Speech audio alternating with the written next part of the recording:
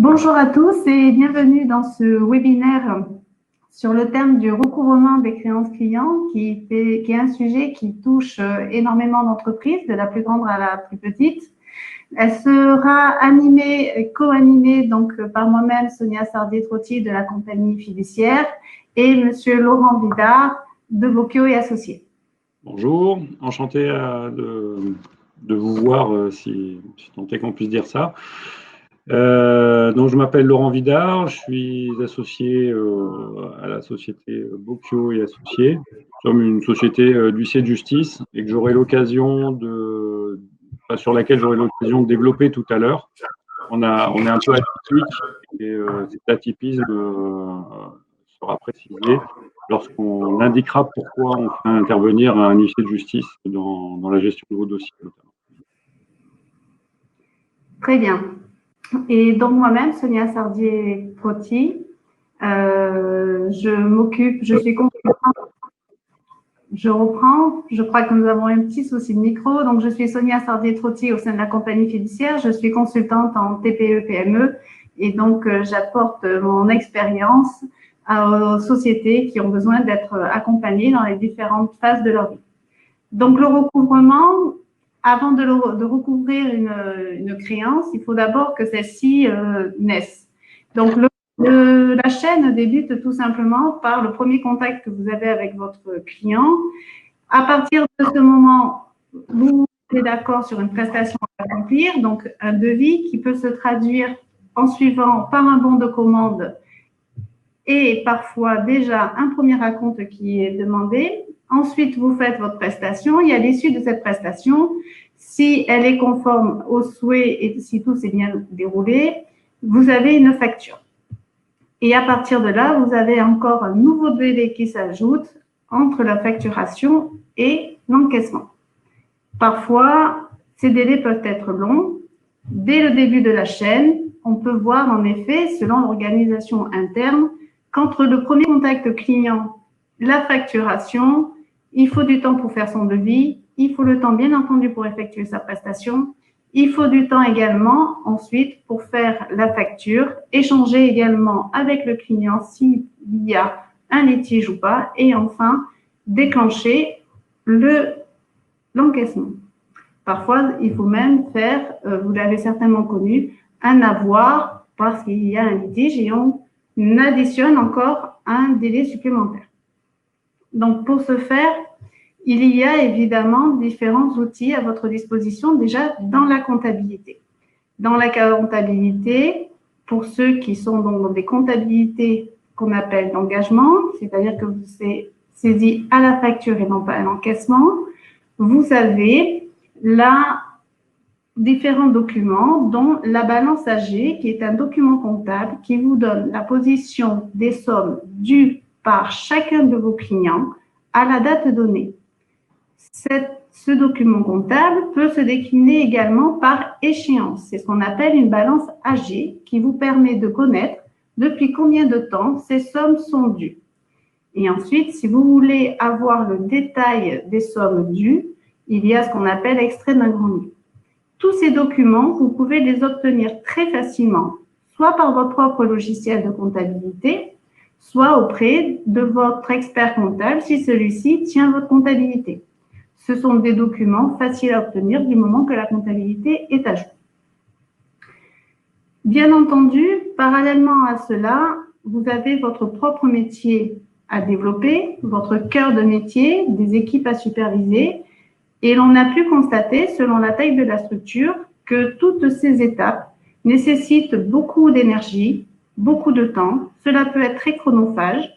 Donc, certains d'entre vous ont pu s'organiser avec un service comptable et administratif en interne, parfois en externe avec le recours, par exemple, pour certains de nos clients, avec le secrétariat externalisé que nous avons mis en place. Et également, vous pouvez avoir recours à un service d'un tiers tel que Bocchio et Associés, auquel je vais laisser la parole pour vous exposer le type de service qui peut vous proposer pour vous faciliter et vous dégager du temps dans le recouvrement des créances et dans quelle philosophie cela est pratiqué. Je vous laisse la parole, Monsieur Vidard. Alors, déjà, on peut se poser la question, pourquoi un huissier? Parce que la première des réflexions, c'est je ne vais pas mettre mon dossier à un huissier pour un de mes clients, ça va faire mauvais genre et je vais perdre ce client.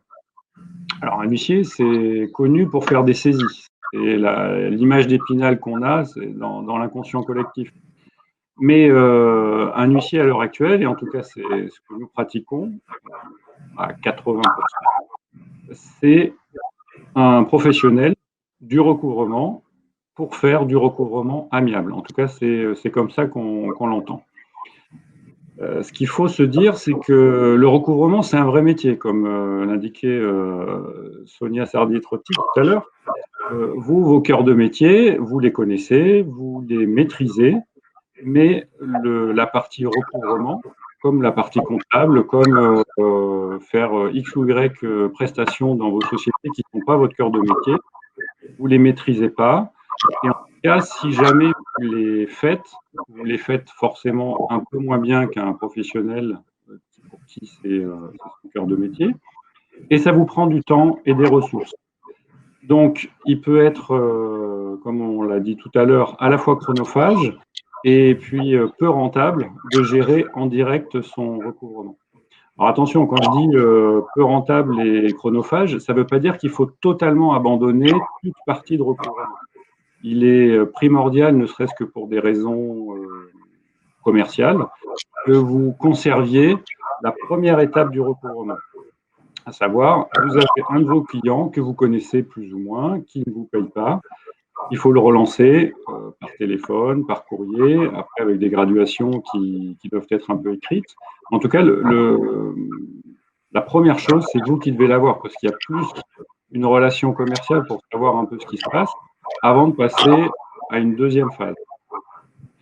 Et la raison pour laquelle il est intéressant de confier votre créance à un tiers, tel que nous, tel qu'un huissier ou un professionnel du recouvrement, c'est que l'action de recouvrement va changer de main. Et ça, ne serait-ce que sur la partie psychologique, c'est très important parce que votre interlocuteur, il vous connaît en règle générale dans la partie commerce, que ce soit du B2B ou du B2C, donc entre professionnels ou entre vous professionnels et vos clients qui sont des non-professionnels.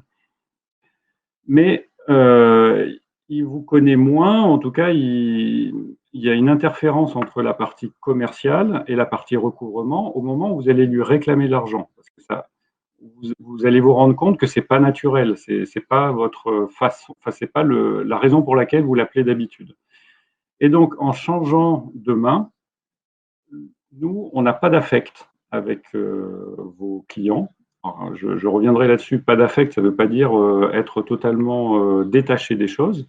Mais en tout cas, s'il y a un impayé, je ne vais pas le prendre de façon très personnelle et ça va me permettre de gérer votre dossier de façon tout à fait détachée. Et donc, j'aurai une vision réfléchie de la situation sans me dire, lui, il a essayé de m'avoir ou lui, de toute façon, je ne l'aurai plus jamais comme client, donc je m'en fous, je peux aller à fond contre lui. Nous, on va vraiment avoir pour seul objectif le recouvrement total de votre créance et dans un minimum de temps. Voilà, ça c'est vraiment l'objectif, l'unique objectif que nous avons avec la préservation de votre image. Donc, dans la mesure où on n'aura pas d'affect, on va discuter avec votre client, on va l'appeler client débiteur, de façon tout à fait naturelle. Et ça, vous allez la plupart du temps quand même avoir du mal à avoir ce détachement et ça nuit nécessairement aux discussions qu'on peut avoir avec son interlocuteur. Donc le changement de main, quoi qu'il en soit, il est toujours bénéfique au dialogue et il est in fine bénéfique à la recherche d'un recouvrement. Donc, comme je vous disais, même si on est des huissiers, là j'ai pas mis ma robe, j'ai l'air relativement normal, on a une philosophie qui est bienveillante. C'est-à-dire qu'on part toujours du principe de base que votre interlocuteur, votre client, qu'on l'appelle débiteur, client, enfin, quelle que soit la dénomination qu'on lui donne, on part du postulat qu'il est de bonne foi. Voilà. Ça ne veut pas dire que sur toute la vie de la gestion du dossier, on considérera qu'il est de bonne foi, mais en tout cas, au départ, on considère qu'il est de bonne foi. Et ce qui fait qu'on va avoir une discussion apaisée et on va pouvoir aller au fond des choses dès le début. Et on va pouvoir connaître quelle est la raison de l'impayé. Est-ce que c'est une raison, est-ce qu'il y a un réel contentieux avec vous? Est-ce que c'est des problèmes de trésorerie? Enfin, X ou Y chose, il y a une multitude de raisons qui font que votre facture, votre créance en tout cas, va exister. Et donc, on va d'abord déterminer la raison pour laquelle on est dans cette situation. Pourquoi lui vous doit de l'argent?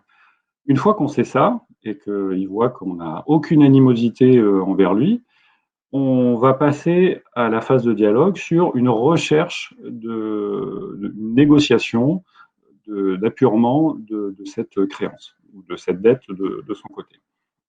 Et en fait, on se forge notre propre opinion sur la situation, et ce qui nous permet en plus des fois d'avoir une vision avec plus de recul vis-à-vis de vous et de revenir vers vous en vous disant voilà, la situation, vous l'aviez peut-être imaginée comme ça, mais elle est tout autre, et il nous semble opportun de partir sur cette voie ou plutôt de partir sur telle autre, parce qu'on aura eu ce recul.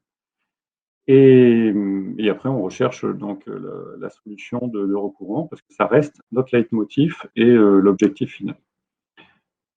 Tout à l'heure, je vous disais, on est un huissier, notre volonté, c'est pas de faire peur ou le recouvrement, on ne le fait pas par la peur. On ne perd non plus jamais de l'esprit que celui qu'on pourrait appeler débiteur au jour d'aujourd'hui, il peut être en même temps qualifié de client, il peut avoir été client, il peut le rester, il peut le redevenir. On est dans une situation économiquement assez complexe. Et on ne perd pas de vue que garder un client, ça coûte beaucoup.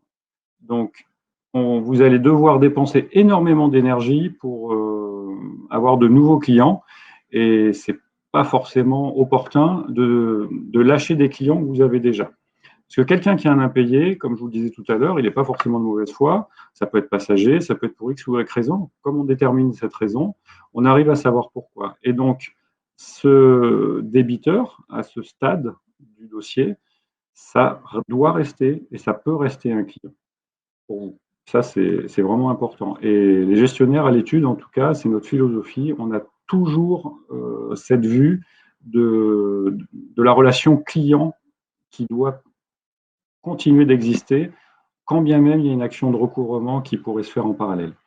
Alors ça, c'est dans le meilleur des mondes. Hein. Il arrive aux extrémités qu'il y ait des gens qui soient totalement de mauvaise foi, on s'en rend compte assez rapidement, et il n'y a aucune solution amiable possible, ou en tout cas, vous saurez que même si on trouve une solution amiable pour le recouvrement de ce dossier, en tout cas, c'est quelqu'un qu'il ne faut pas garder comme client. Mais ça, vous le saurez.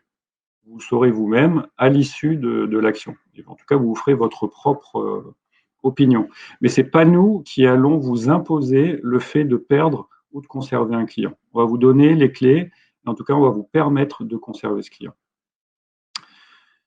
Alors ça, c'est sur la version tout va bien, c'est-à-dire qu'on, dans notre intervention, c'est on recherche, on analyse, on recherche une solution amiable, on la trouve et on la suit, on encaisse. Mais il y a aussi, ça ne faut pas se leurrer, beaucoup de situations où il y a un échec du recouvrement, soit parce que la partie adverse elle est absolument de mauvaise foi, soit parce qu'elle est absolument insolvable. Enfin, de la même façon, il y a beaucoup de cas de figure qui font que votre interlocuteur, il peut ne pas vous régler dans cette phase de recouvrement que j'appelle amiable. Et l'intérêt de faire intervenir un huissier à ce stade, il n'est pas dénué non plus de façon certaine, parce que vous allez, pour la plupart, vous collectez de la TVA. Donc vous allez devoir justifier auprès de l'administration fiscale, et pour certains d'entre vous, en fonction de la taille de vos structures, auprès de votre commissaire aux comptes, la raison pour laquelle vous avez des impayés qui sont là depuis longtemps, pour laquelle vous allez passer en perte certaines créances. Parce que ça, vous allez récupérer la TVA. Et il faut être en mesure de pouvoir justifier que vous avez mené les actions ou fait mener les actions qui aboutissent à la conclusion que votre créance est irrecouvrable. Et donc, nous, dans l'hypothèse où votre créance est manifestement irrecouvrable, et j'y viendrai après, et on ne passe pas sur une phase judiciaire, alors on émet un certificat qui s'appelle un certificat d'irrécouvrabilité que vous pouvez conserver et que vous pourrez justifier auprès de l'administration fiscale pour indiquer la raison pour laquelle vous récupérez votre TVA. Et ça, c'est majeur parce que quand vous avez 500, 1000, 2000 euros par an de récupération de TVA, bon, ce ne serait pas de chance que vous ayez un contrôle fiscal qui soit né de cette interrogation par l'administration.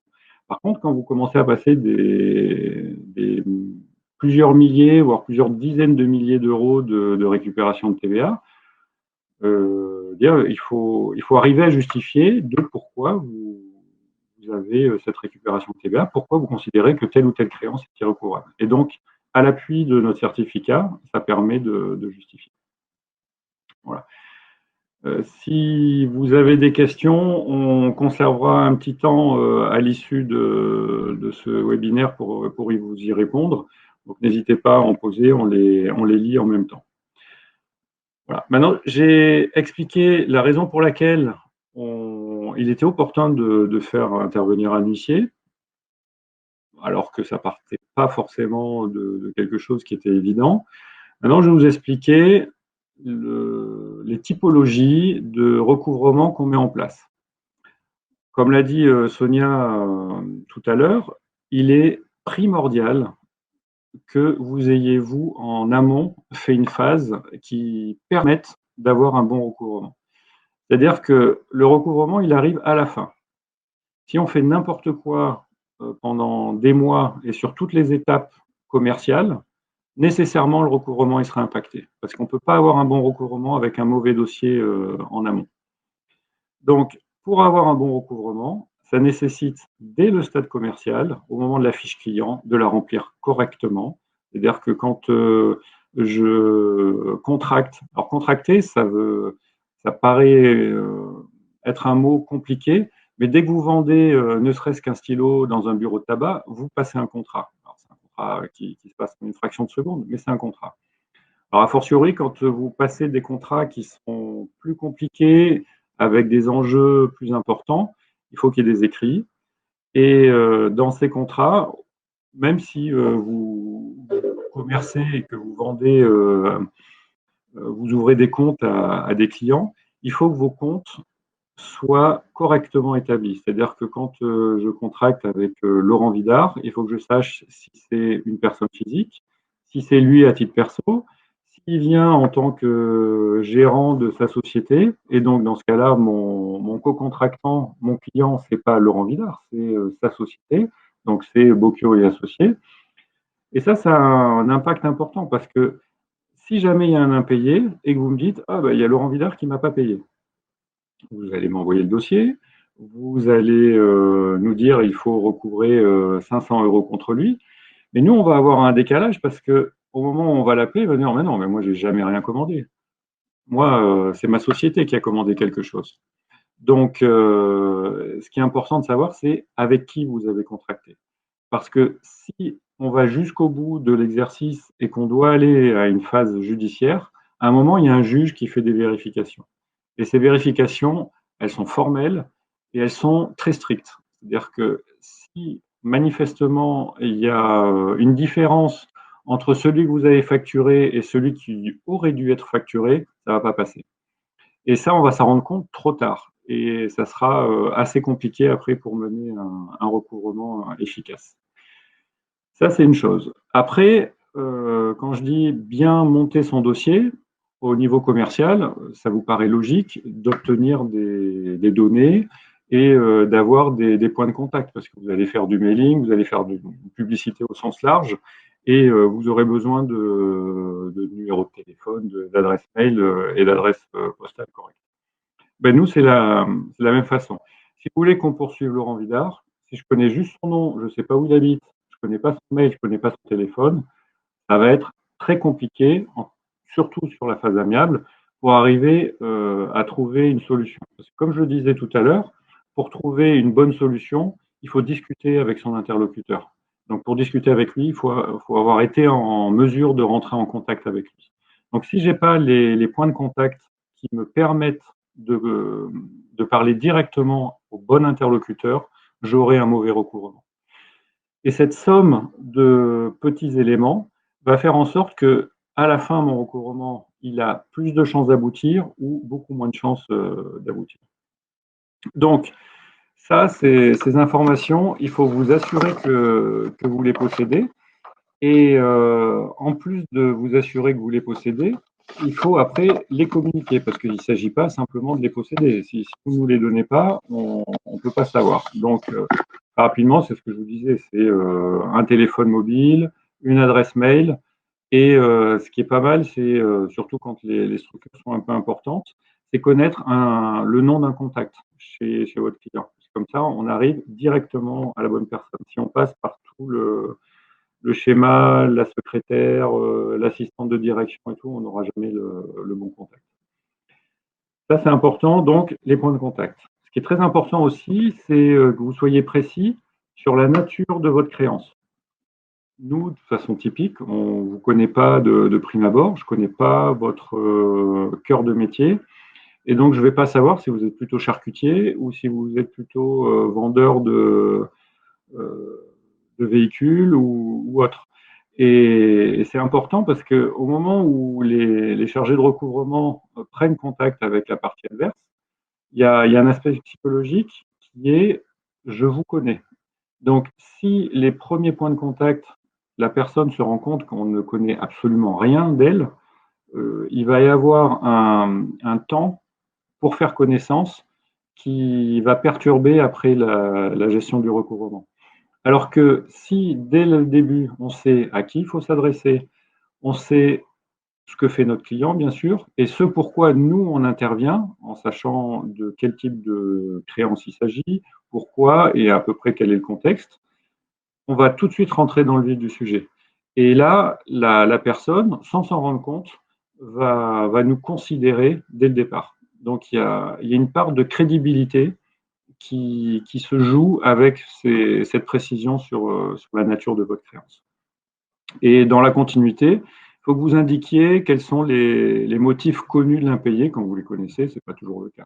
Donc ça peut être ce client, on le connaît, il a toujours eu des difficultés financières, mais là, il nous dit toujours qu'il paye et puis il ne paye jamais. Ou tel autre, on le sait, il pinaille toujours sur des détails, et tant qu'on ne le poursuit pas réellement, il ne va pas payer. Voilà, ça c'est important. Et donc, toutes ces précisions, quelles qu'elles soient, nous permettent de gagner du temps et en crédibilité sur nos échanges avec la partie adverse. Et un point qui est majeur également, c'est sur le fait de ne pas tarder à mandater, à nous mandater pour recouvrer votre créance. Là, il y a deux aspects. Il y a un aspect psychologique encore. Enfin, je parle beaucoup de psychologie, ça peut vous paraître bizarre. Vous allez vous dire, c'est un huissier, c'est un juriste. Lui, la seule chose qu'il connaît, c'est le droit et les articles de code dont on n'a jamais entendu parler. Ça, je dirais, c'est mineur. Il faut les connaître, mais c'est mineur. Ce qui est important, c'est de savoir avec qui on discute, pourquoi et comment. Et donc, sur le fait de ne pas agir trop tard, il y a deux aspects. Il y a cet aspect psychologique et après, il y a un aspect juridique. L'aspect psychologique, c'est humain. C'est-à-dire que plus vous mettrez de temps à rappeler à quelqu'un qui doit quelque chose, plus ça va partir dans son esprit. Et au moment où vous allez le lui dire, il va devoir se remémorer pourquoi ou à quelle occasion vous devez quelque chose un jour. Alors bien sûr, quand on lui explique, en lui donnant des détails, ça revient. Ou en tout cas, s'il est de mauvaise foi, on fait en sorte qu'il revienne à des notions plus actualisées. Mais plus vous aurez réduit ce temps entre la date de l'impayé, enfin en tout cas la date de l'exigibilité de l'impayé et la date à laquelle on va le lui réclamer, plus vous allez bonifier les chances de recouvrement de cette créance. Donc ça, c'est important parce que votre débiteur, sinon, le temps va faire qu'il va plus se considérer comme débiteur. Donc, l'action en recouvrement, elle va se justifier. En fait, on va la justifier aux yeux de notre interlocuteur. Ce n'est pas nous qui devons être certains qu'elle est due, cette dette. C'est notre interlocuteur, donc votre client, qui doit lui-même, avec notre discours, se persuader qu'il vous doit l'argent. Et ça, j'y viendrai après pour la négociation, c'est majeur. La deuxième raison pour laquelle il ne faut pas perdre trop de temps, elle est juridique et c'est un coup près. Ça s'appelle la prescription. Je ne vais pas rentrer dans des détails techniques, mais en gros, il y a deux types de prescription. Il y a une prescription en fonction de si vos clients sont des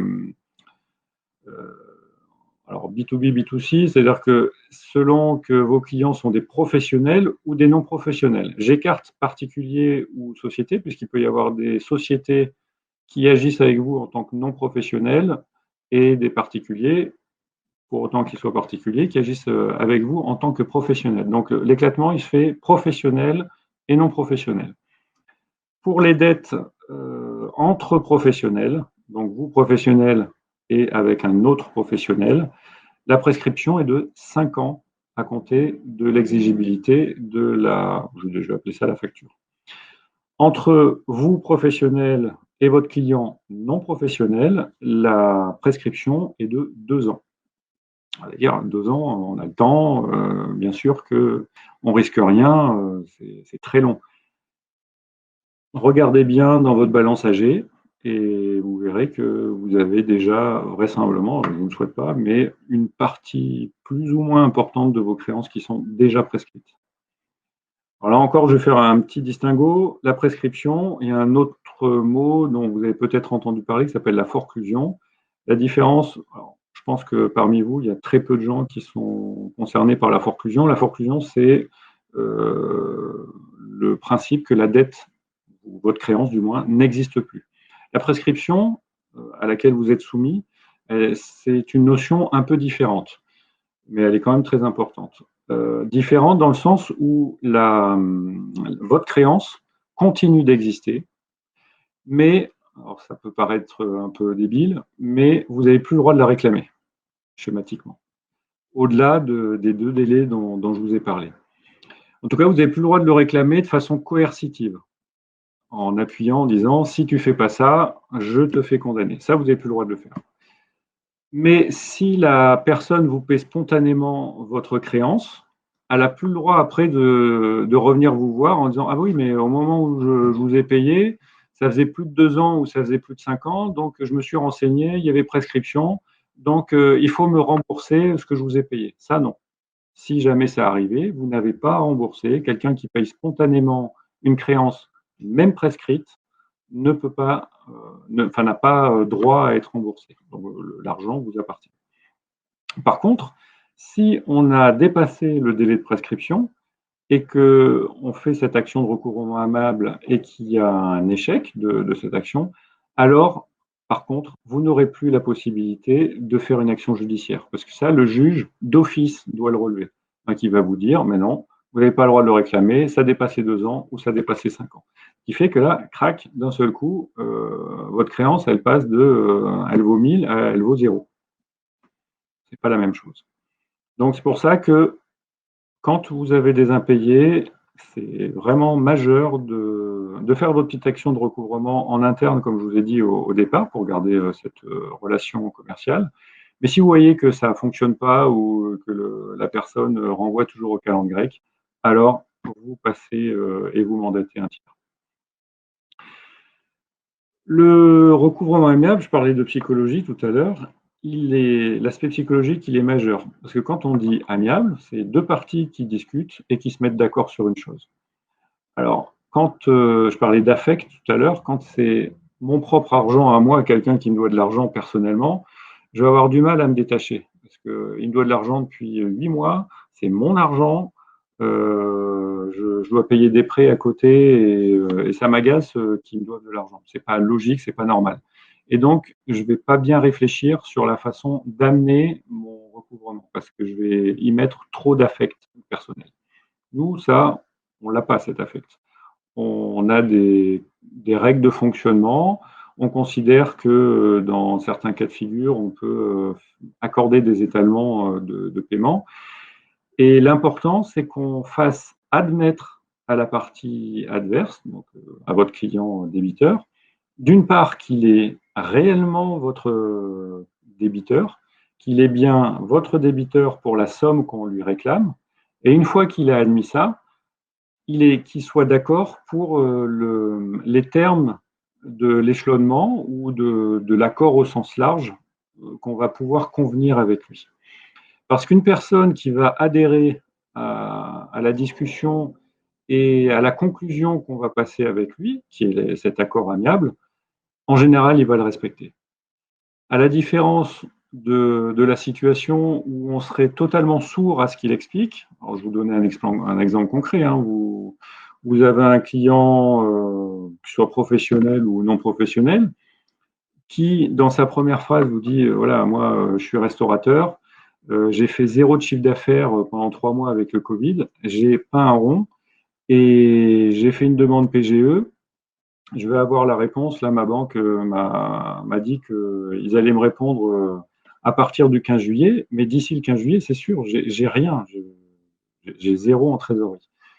Si vous lui dites non, mais je m'en fous complètement de ce que vous racontez, moi je veux 10 000 tout de suite et puis 5 000 en juillet, vous ne vous mettez pas à son niveau. Vous êtes là, lui il est là, et en fait vous ne vous retrouvez jamais. Vous passez l'un à côté de l'autre, vous discutez en même temps, et vous ne vous écoutez pas, et du coup il n'y aura pas d'accord. Donc si à la fin vous dites c'est comme ça et pas autrement, et que votre interlocuteur, parce que de toute façon il sent bien que ça ne sert à rien, il vous dit d'accord, en fait il n'y aura pas d'accord. Et du coup, il n'aura pas adhéré à ce dialogue, et on sait à 90% que ce pseudo-accord qui aura été passé, il ne sera jamais respecté. À l'inverse de si on négocie réellement un accord avec la partie adverse en prenant en compte la réalité et en s'adaptant à ça, avec bien sûr des, des conditions, hein, on n'accorde pas n'importe quoi, alors l'accord il sera la plupart du temps respecté. Il y a une étude, pour vous donner un exemple, qui a été faite sur de très longues années sur les microcrédits. Les microcrédits, ils ont été créés en Inde par un petit entrepreneur qui prêtait à des gens qui étaient dans des situations plus que précaires dans les bidonvilles de Calcutta et de Delhi, des micro-sommes, ce qui était à moins de 10 dollars. Pour un Indien, c'était beaucoup, mais en soi, c'était quasiment rien. Il s'est rendu compte que les gens, dans la mesure où ils avaient eu un dialogue avec leurs créanciers, puisqu'on leur prêtait de l'argent, c'était un créancier, et qu'ils se mettaient d'accord sur des modalités de paiement, il leur était redevable de les avoir aidés. Et du coup, ils faisaient en sorte de toujours respecter l'échéancier qui était convenu dans le cadre du remboursement du prêt. Dans notre philosophie, dans la façon dont on a de gérer les impayés et le recouvrement, c'est un peu le pendant avec ces microcrédits. C'est-à-dire que quand on trouve un accord avec quelqu'un, en gros, on lui tend une perche. Il l'accroche ou il l'accroche pas, mais s'il l'accroche, il va nous être redevable de l'avoir aidé. Parce qu'on aurait pu tout à fait l'enfoncer et lui dire, mais non, les 10 000, vous les deviez tout de suite, ça c'est le contrat, c'est la loi. Je n'ai pas à vous accorder autre chose. Je suis juste là pour vous rappeler la loi, c'est comme ça. Et là, on le met dans une situation d'échec intellectuel et psychologique parce qu'on le rabaisse en lui rappelant qu'il est en situation d'échec en ayant un impayé. Et on le met en situation d'échec économique parce qu'il sait très bien qu'il ne pourra jamais vous rembourser ce montant. Et du coup, si on arrive à lui tendre la main et à permettre de sortir de ce double échec, alors il va vous être reconnaissant. Et nous, on s'est rendu souvent compte quand il y avait une multitude de créanciers, quand quelqu'un, finalement, il était à nouveau dans une situation difficile pendant sa phase de recouvrement et qu'il fallait qu'il paye, enfin qu'il avait le choix, en gros, il avait 50 euros et il avait 150 euros à rembourser par mois. nous, s'il devait nous rembourser 40 euros, si c'était prévu comme ça, il allait nous les donner et les 10 qui restent, ah ben, il va les filer aux deux autres parce ils n'auront pas attendu la perche. Et nous, il va nous donner 100% de ce qu'on avait convenu. Ce qui fait qu'on aura notre échéancier qui sera respecté et in fine, ce qu'il ne faut pas oublier, c'est que c'est votre argent. Donc ça va prendre un tout petit peu plus de temps, mais vous l'aurez. À l'inverse de l'autre créancier qui aura voulu taper dessus et qui lui aura zéro. Voilà, ça c'est vraiment important. Je vous ai parlé que de situations qui fonctionnaient bien. Finalement, on est les meilleurs. Donc, il y a 100% de recouvrement. Ça serait une vision idyllique du recouvrement. Malheureusement, je vous vendrai du rêve en vous disant qu'on encaisse 100%. C'est faux. Ceux qui vous diraient qu'ils encaissent ces pourcentages, vous mentirez et il vaut mieux s'éloigner de gens qui vous promettent n'importe quoi. Non, il y a forcément des échecs. Il y a des échecs au moment de la négociation parce qu'on disait, il y en a, on n'arrive pas à les joindre. D'autres, ils sont quand même de mauvaise foi, il ne faut pas se leurrer. Et il y en a qui n'ont pas suffisamment de trésorerie pour pouvoir ne serait-ce que tenir un petit échéancier. Donc, pour tous ces cas de figure, à l'issue du temps qu'on se laisse pour trouver un accord amiable, on est contraint de constater un échec. Et quand on constate un échec de la phase amiable, il y a deux possibilités. Soit, comme je vous le disais tout à l'heure, on émet un certificat d'irrecouvrabilité, mais c'est-à-dire qu'on arrête totalement notre action et que vous, en gros, vous vous dites, bon, ben, cette créance, je mets un linge dessus et puis je sais qu'elle ne sera jamais recouvrée et je récupère juste ma TVA. Soit on considère qu'il y a quand même encore des choses à faire, mais que la partie adverse, elle ne comprend pas la phase amiable. Il faut aller crescendo. Et c'est là où c'est important, quand je parlais de crédibilité tout à l'heure, c'est que quand on discute avec les gens, on y va toujours crescendo. On dit, on est là pour vous écouter, pour savoir ce qui se passe. La première des questions, c'est pourquoi vous ne payez pas? Qu'est-ce qui se passe? Et petit à petit, en fonction de ce que nous indiquent les gens, on va aller crescendo sur d'éventuelles menaces. C'est-à-dire, oui, mais là, on comprend ce que vous nous dites, mais la loi et le contrat fait que vous devez payer. Si vous ne payez pas, d'accord, vous avez des difficultés ou d'accord, il y a telle ou telle chose, mais si jamais on devait aller jusqu'à une phase judiciaire, vous serez nécessairement condamné. Ça, il faut que vous en soyez conscient. Donc, attention, moi, je veux bien vous tendre une perche, mais si vous ne l'attrapez pas, je passerai à une autre phase. Et ça, on y va toujours crescendo. On ne revient jamais en arrière et on fait toujours ce qu'on dit. Ce qui fait que quand on arrive à l'issue de la phase amiable avec un échec, si votre souhait, c'est de passer une phase judiciaire, on va obtenir une décision de justice, je vais vous indiquer comment. On va obtenir une décision de justice et on va revenir vers l'interlocuteur qu'on avait eu les semaines auparavant. Et on n'aura aucun mal à lui expliquer. Il ne va pas tomber des nues en disant mais je ne comprends pas pourquoi vous me faites condamner, pourquoi vous m'avez fait condamner, pourquoi vous me parlez de jugement ou d'ordonnance aujourd'hui alors qu'on discutait il y a encore 3 semaines. On va dire mais rappelez-vous quand on a discuté il y a 3 semaines justement, on vous disait si vous n'attrapez pas la perche, on va vous faire condamner. Vous ne l'avez pas attrapé, je fais ce que je dis. Et attention, parce qu'aujourd'hui, vous êtes condamné. Si vous ne réattrapez pas la perche que je vous tends à nouveau, gentiment, on sera obligé de passer à la voie d'exécution, donc aux saisies. Et la personne, à ce stade, elle sait qu'on va le faire, puisque au stade d'avant, on lui avait promis, entre guillemets, une suite si elle n'avait pas une bonne attitude et qui s'est avérée vraie. Donc là, elle sait que ce qu'on va lui dire, ça va se rejouer dans quelques temps si ce n'est pas respecté. Donc, cette crédibilité, elle est majeure dans le discours et on ne revient jamais sur ce qu'on a dit. Donc, je vous disais, s'il n'y a pas d'accord amiable, alors on passe à une phase judiciaire. Une phase judiciaire, ça fait peur à beaucoup. Pour la plupart d'entre vous, vous êtes sur des créances qui sont je ne parle pas en termes de montant, mais je parle en termes de simplicité dans le mécanisme contractuel et juridique, qui font que vous pouvez avoir accès à une procédure qui est simplifiée et qui peut être traitée et qu'on traite pour la grande majorité de nos clients, qui s'appelle l'injonction payée.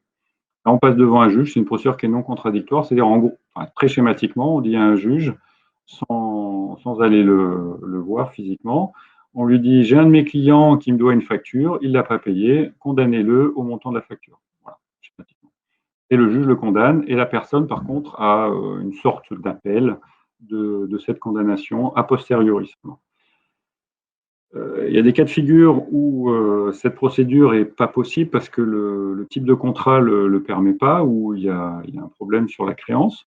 Et donc là, vous êtes obligé d'aller devant le juge, physiquement pas vous forcément, mais en tout cas, vous êtes obligé de prendre un avocat. Donc nous aussi, on a un réseau d'avocats qui permet de gérer ça, mais la différence, elle se joue en temps, parce que l'injonction payée dont je vous parlais tout à l'heure est une procédure qui est plus rapide que la voie normale par assignation, et en termes de coût.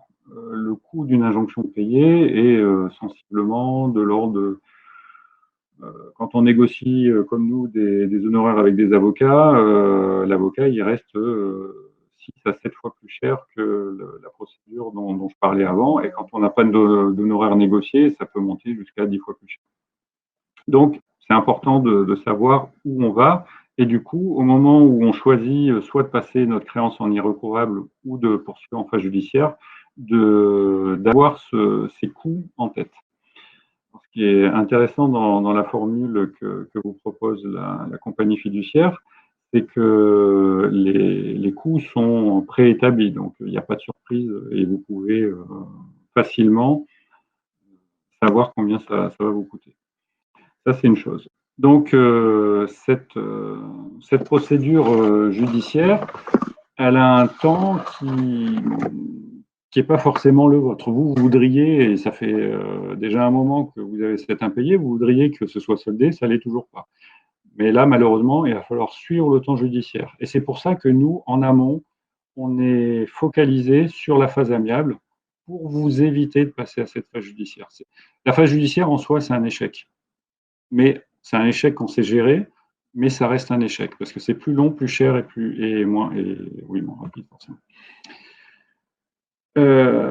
Donc c'est important du coup d'avoir géré en amont cette phase amiable. La phase judiciaire, elle est importante aussi parce que souvent aussi vous vous dites c'est pas juste, et à juste titre, que alors que c'est à moi qu'on a fait un impayé, c'est moi qui vais devoir payer des frais. Alors en phase amiable, il n'y a pas de frais au sens propre du terme, il y a des honoraires qui sont sur le recouvrement. Ces honoraires, ils sont à votre seule charge. En phase judiciaire, il y a en plus des frais de justice, des frais d'avocat, des frais de procédure, des frais d'acte qui doivent être signifiés à la partie adverse, et ensuite des frais de saisie qui peuvent être avec des montants relativement élevés. Et tous ces frais, ils sont dits répétibles, c'est-à-dire que, in fine, c'est votre débiteur qui doit les payer. Mais il ne les paiera que s'il est solvable. Ça veut dire que s'il n'est pas solvable, à la fin, vous allez avoir votre créance qui ne va pas avoir été recouvrée, vous allez avoir perdu du temps et vous allez avoir tous ces frais de justice qui vont rester à votre seule charge. Et encore une fois, c'est pour ça qu'on privilégie la phase amiable. Pour autant, il y a des compensations qui existent en phase judiciaire. On demande une sorte d'allocation d'une somme supplémentaire en phase judiciaire qui est là pour faire la contrepartie de ce qui va rester à votre charge. Mais ce n'est jamais la réalité. Donc sachez que de toute façon, en phase judiciaire, ça coûte toujours un peu plus que ce que pourrait accorder le juge. Alors, je parle de frais. J'en reviens au contrat. Et du coup, au tout début, je vous disais, il faut bien ficeler vos conditions contractuelles. Parce que quand vous avez une facture à payer, vous avez une facture qui vaut 1000. Votre facture, elle est à 1000. Mais si vous n'avez rien de particulier dans vos conditions générales, vous ne pourrez recouvrer que ces 1000. Alors que si vous avez bien travaillé vos conditions générales et particulières, ça vous permet d'inclure des frais qui vont, in fine, vous permettre d'amortir les frais de recouvrement. Ce que vous pouvez rajouter dans des conditions générales qui sont tout à fait légales, c'est une clause pénale que vous pouvez fixer, admettons, vous dites de façon générique, il sera dû une clause pénale forfaitaire de 15% du montant de la facture impayée. Là, si vous avez une facture à 1000, mécaniquement, dès qu'elle est impayée, votre créance, elle est plus de 1000, elle est de 1150, voilà, 15%. Ensuite, vous avez les frais de recouvrement qui ont été créés par le Code de commerce il y a quelques temps. Vous avez forcément entendu parler, c'est ces 40 € forfaitaires par facture. Ça, vous pouvez l'inclure également et vous pouvez le mettre. Et du coup, à chaque fois qu'il y aura une facture impayée, en plus de votre facture, en plus de la clause pénale, il y aura ces 40 € forfaitaires par facture. Vous pouvez également, tout à fait classiquement, rajouter un taux d'intérêt sur les impayés que vous mettez de façon contractuelle. Vous pouvez dire 15%. Alors, il y a un taux d'usure qui est de alentours de 21% de mémoire, où vous n'avez pas le droit d'aller au-delà. Mais vous pouvez dire il y a un taux d'intérêt contractuel à 10%, 12%, 15%. Vous mettez ce que vous voulez.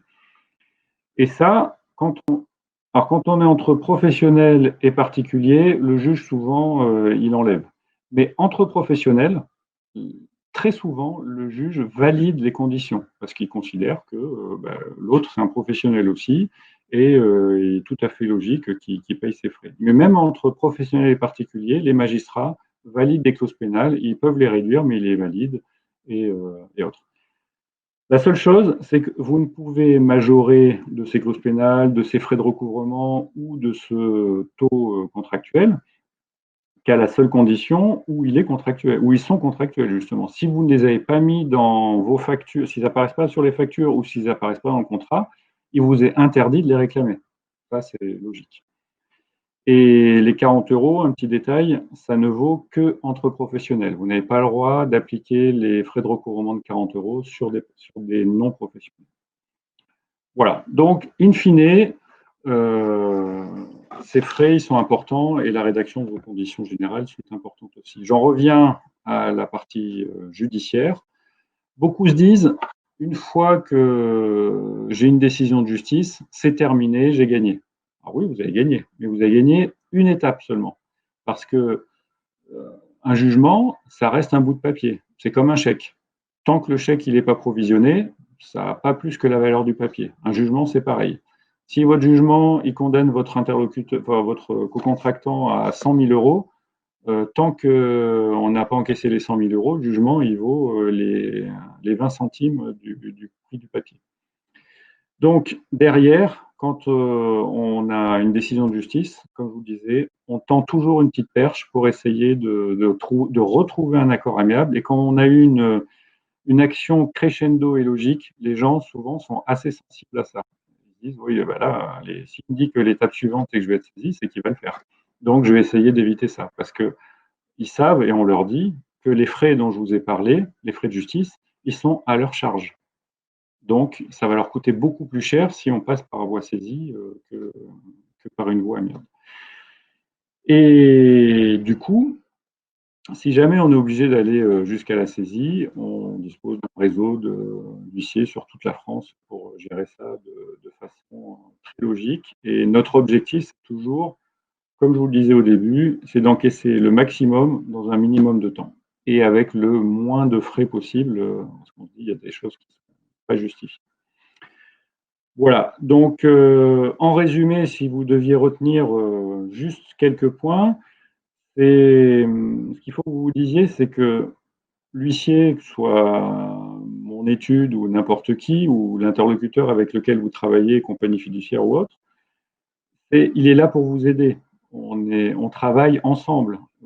Là, justement, sur les honoraires pour la compagnie fiduciaire via la solution proposée par la compagnie fiduciaire, c'est un honoraire au résultat. Ce qui fait que tout le monde a intérêt à encaisser la totalité de votre créance. Ce n'est pas un honoraire forfait avec des frais qui arrivent sans queue ni tête. Donc vraiment, c'est communiquer toutes les informations que vous possédez de façon à ce qu'on puisse avoir le résultat le plus efficace possible. Agir tôt et donner le maximum d'informations. Voilà, c'est les quelques conseils qui paraissent simples, mais qui sont importants à mettre en œuvre pour avoir un recouvrement efficace. Je vous remercie. Je ne lisais pas vos questions, mais je vois qu'il y en a eu quelques-unes. Donc, oui, juste en complément, M. Vidard. Donc, en effet, comme M. Vidard vous l'a exposé, un bon recouvrement, c'est dès le départ. Donc, si on prend le cas d'une prestation qui nécessite un devis, ça commence par un devis signé. Ça commence également par des conditions générales qui prévoient la difficulté. Alors, on vous souhaite que tout se passe bien, évidemment, dans votre relation contractuelle avec votre client. Mais au préalable, voilà, c'est d'avoir des informations justes, c'est d'avoir un devis signé ou un bon de commande signé, d'avoir des bons de livraison de marchandises signés. Tous ces documents seront nécessaires pour avoir une bonne procédure de recouvrement, que ce soit dans l'amiable ou après dans tout ce qui est judiciaire, comme vous l'avez indiqué, M. Vidard. Donc, pour ce faire, sachez que bien évidemment, si vous avez des questions sur votre procédure de recouvrement en interne, parlez-en à votre expert comptable. On est là aussi pour vous accompagner et faire un point, le cas échéant, sur vos procédures de recouvrement. Au bout de quel délai, la question nous est posée, commencer une procédure de recouvrement. Donc, vous avez des délais légaux pour percevoir votre créance. De 45 jours, il faut commencer par un petit coup de téléphone. Ça peut être un mail, mais il ne faut pas attendre des mois après l'émission de votre facture. De même, il faut essayer d'avoir les délais les plus courts entre la fin de votre prestation et la facturation. Si déjà vous mettez X semaines à facturer, dans l'idée générale, c'est que vous n'êtes pas pressé d'encaisser votre créance. Donc, pour vous accompagner également, comme le disait M. Vidard, la compagnie fiduciaire, à travers ses outils Easy, dans le menu Mes recouvrements, nous avons mis en place un produit pour vous accompagner dans ces phases-là de recouvrement qui vous facilite la transmission de vos créances auprès de vos COO et associés pour justement le traitement de ce recouvrement. Nous avons également une autre question. Oui, pour éviter les impayés, donc c'est ce que je vous disais, c'est déjà d'avoir tous les documents en amont de signer. Comme vous le disiez également, Maître Vidard, c'est d'avoir le moins de temps possible entre chaque phase et de ne pas laisser traîner une créance impayée. Il faut qu'ils sachent que vous êtes présent, il y a un vocabulaire qui est très souvent revenu. Nous faisons ce que nous avons dit que nous faisions. Donc, si vous dites qu'il y a une mise en demeure, il faut la mise en demeure et ainsi de suite.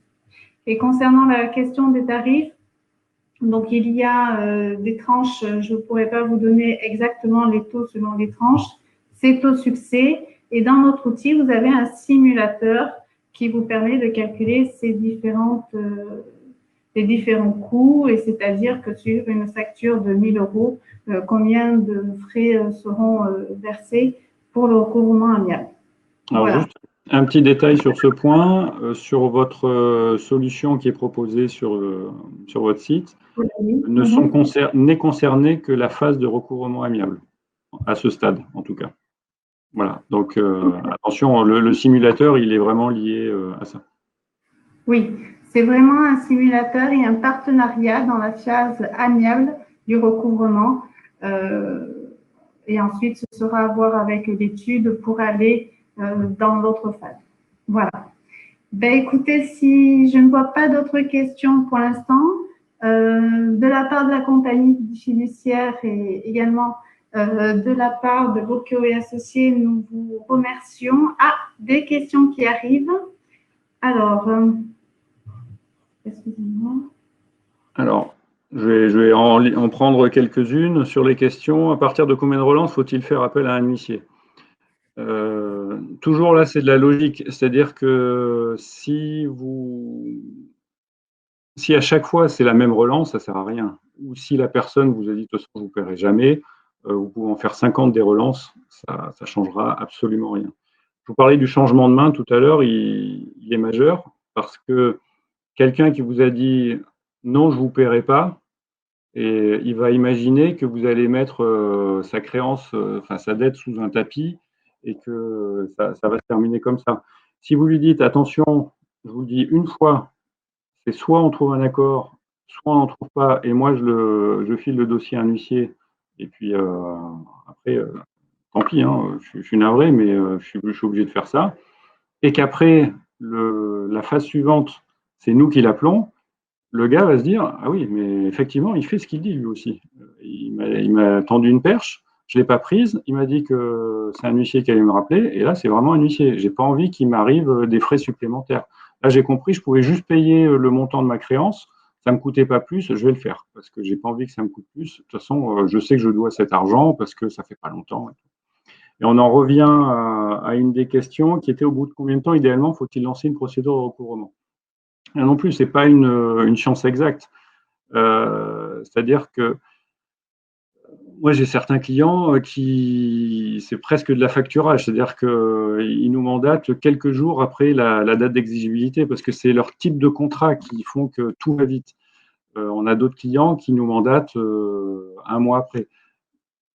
La date d'un mois entre la date, pas forcément la date d'exigibilité, mais la date à laquelle vous avez fait votre relance et laissé un peu de temps logique. C'est-à-dire que si au bout d'un mois, vous n'avez toujours pas de retour positif, ça ne sert à rien, vous pouvez attendre des mois, ça ne bougera pas, parce que vous allez même conforter votre interlocuteur dans, dans son positionnement où il va se dire, bah là, il m'a appelé il y a un mois, il n'est pas revenu vers moi, bon, je suis tranquille, de toute façon, maintenant, je sais qu'il ne se passera rien. En plus, il ne faut pas oublier, sur les réseaux sociaux, on voit un paquet de conneries. On peut utiliser ce terme parce que c'est vraiment la réalité, où il y a toujours des gens qui vous disent ouais, mais si il t'a pas relancé depuis plus d'un mois, ça veut dire qu'il va passer sa créance en perte. Ils utilisent des termes techniques et il y a plein de gens qui sont persuadés par ce qu'ils disent. Donc, bah, ils n'auront pas eu de nouvelles de vous pendant un mois. Ils auront lu sur un forum qu'au bout d'un mois, si le créancier ne bouge pas, ça veut dire que ça veut pas dire qu'il a perdu sa créance. En gros, ça veut dire que de toute façon, bon, il l'a passé en perte des profits, puis il est passé à autre chose. Non, c'est pas ça. Voilà. Au bout d'un mois, vous allez gérer et envoyer ça à un huissier et qui va faire le recouvrement. Encore une fois, recouvrement amiable, donc avec la phase crescendo et avec l'approche dont je vous avais parlé. Je veux aussi, une question qui a été posée par rapport également au certificat d'irrécouvrabilité. Donc, il y a cette notion de TVA, bien sûr, mais le certificat d'irrécouvrabilité est également nécessaire en comptabilité pour passer la perte. Lorsque vous faites votre bilan et que vous faites les provisions pour les créances douteuses, donc là, déjà, les impôts, l'administration fiscale vous demande de justifier en quoi la créance est douteuse. Donc, vous devez prouver à l'administration fiscale que vous avez fait le nécessaire pour récupérer cette créance. Les mails, c'est un début, mais il faut des recommandés AR qui sont succinctes avec à chaque fois des relances et donc également le transfert du dossier à des professionnels du recouvrement amiable en font partie. Il faut savoir que si vous ne prouvez pas que vous avez fait tout ce qui était en votre pouvoir pour récupérer ces sommes, que ce soit les provisions, ou le fait de les avoir passées en perte, peuvent être contredits par l'administration fiscale et qui vous redresse le résultat comptable et donc l'impôt. À titre personnel, j'ai vécu un contrôle fiscal qui n'était que sur le contrôle des provisions des clients douteux. Donc, avoir ce certificat d'irrécouvrabilité légitimise le fait d'avoir passé la créance en perte. Donc, c'était pour répondre à l'aspect certificat d'irrécouvrabilité. Il y a la dimension TVA, certes, mais il y a également la justification de passer en perte la créance. Après, il y a deux dernières questions sur une qui concerne les devis non signés. Alors, la question, c'est en cas de devis non signé, mais d'une prestation réalisée, est-il toujours possible de recouvrer sa créance? Oui, c'est possible. Hein. Un contrat, il peut se passer en se faire à la main, en étant d'accord sur la chose et le prix. Ça, c'est le droit français. Pour autant, après, le devis signé, le bon de commande signé, tous ces éléments, le contrat signé, la facture remise et émise, ce sont des éléments qu'on appelle probatoires, c'est-à-dire qui vous permettent de justifier qu'il y a une créance qui existe. Parce que si moi je suis de mauvaise foi et que je sais pertinemment que pour me faire condamner, il va falloir que vous justifiez que la créance existe et que je sais pertinemment aussi en parallèle que j'ai jamais rien signé avec vous, même si vous m'avez livré, mais il n'y a rien de concret. Je vais tester. Je vais dire, non, prouvez-moi que vous m'avez livré ou prouvez-moi que je vous ai signé un devis et qu'on était d'accord sur le prix. D'accord, vous m'avez facturé à 5 000, mais on avait dit 1 000 au départ. Et si vous me justifiez d'un document à 5 000, bon, je paierai les 5 000, mais là, j'en ai pas. Et je le sais que je ne l'ai pas signé, donc forcément. Donc, je vais jouer là-dessus pour essayer d'infléchir mon interlocuteur. Donc, nous, notre rôle, c'est de rappeler un petit peu, parce que les gestionnaires qui travaillent ici sont juristes, tous, et du coup, c'est leur rôle aussi de rappeler, si ça ne va pas, des principes juridiques et d'essayer de remettre dans le droit chemin l'interlocuteur. Donc, juridiquement, oui, vous le pouvez, mais on en revient à ce qu'on disait au départ, c'est que mieux vous préparez en amont votre action, et c'est vraiment au stade commercial. Hein. Donc, c'est pas dans le but de faire un bon recouvrement, c'est dans le but de faire un bon contrat, tout simplement. Donc, mieux vous respectez des règles que vous imposez, qui sont celles de signer un devis notamment, moins vous aurez de risques à la fin. Parce que cette question, elle ne se pose pas si à chaque fois vous faites bien signer votre devis, vous faites bien signer votre bon de commande ou votre bon de livraison. Ensuite, peut-être faire une étude de solvabilité du client avant toute signature de contrat. Alors ça, si on a des contrats à 100 000 euros, oui, j'invite à le faire. Si il y a quelqu'un qui vient à la boutique pour acheter 3 kilos de sucre, on ne va pas faire une étude de solvabilité pour s'assurer que ça va être bon. Donc, à chaque fois, c'est de la logique. Il faut mettre en parallèle les moyens qui sont engagés avec l'intérêt. Si c'est une créance à 100 000, comme je disais, c'est important de s'assurer en amont que le co-contractant, c'est quelqu'un qui est carré. Et sinon, il faut simplement avoir une gestion bien rigoureuse de la relation avec son client. Oui, dans l'étude de solvabilité, en effet, il faut que le montant soit justifié et en plus de nos jours, les comptes ne sont pas tous déposés, donc il faut aussi avoir de la qualité et de la donnée à traiter pour étudier la solvabilité. Donc, selon le client et votre secteur d'activité, ça va être compliqué. Quand vous pouvez le faire et quand cela le nécessite, oui, en effet, ça peut être très intéressant de faire cette étude-là ou de diligenter votre expert comptable qui peut le faire également sur des dossiers un petit peu conséquents. Et enfin, je voyais un devis validé par un simple OK par mail est-il recevable? En fait, en droit français, en gros, la preuve est valable par tout moyen. Donc, mail, fax, si ça existe encore. Je ne crois pas que ça existe encore, le fax, mais peut-être fax si vous en trouvez un. En fait, dès lors que l'important, c'est qu'on comprenne quelle est la volonté de la partie qui s'exprime, après quel que soit le support. Et qu'il n'y ait pas de doute ni sur sa volonté, ni sur le fait que ce soit elle qui ait écrit ce point. Alors, je ne parle pas d'études graphologiques, je parle simplement si ça émane d'un mail de la société avec laquelle vous avez contracté, dans la mesure où ça émane d'elle. C'est bon. Alors, nous avons également une question sur l'injonction de payer. Donc, évidemment, la compagnie fiduciaire n'a pas vocation à faire la demande d'injonction de payer. En fait, la compagnie fiduciaire, le produit qu'elle vous propose à travers en accompagnement d'Easy Trésor et d'Easy Pilote, c'est un module de transmission de créances auprès de Bocchio et associés. On ne se substitue pas aux hommes de droit, bien entendu. Alors ça, nous, c'est une prestation qu'on propose en direct après. Écoutez, je pense qu'on a fait le tour des questions. Donc, bien entendu, la compagnie fiduciaire reste à votre disposition pour toute question complémentaire sur nos produits, notre accompagnement, ainsi que Bocchio et associés. Et nous vous remercions tous d'avoir suivi tout le long, puisque nous avons le même nombre de participants à l'arrivée qu'au départ. Donc, merci Monsieur Vidard, donc vous avez été tout à fait pertinent et je pense que vous avez répondu aux questionnements de chacun. Merci et à bientôt pour un autre webinaire. Au revoir. Au revoir.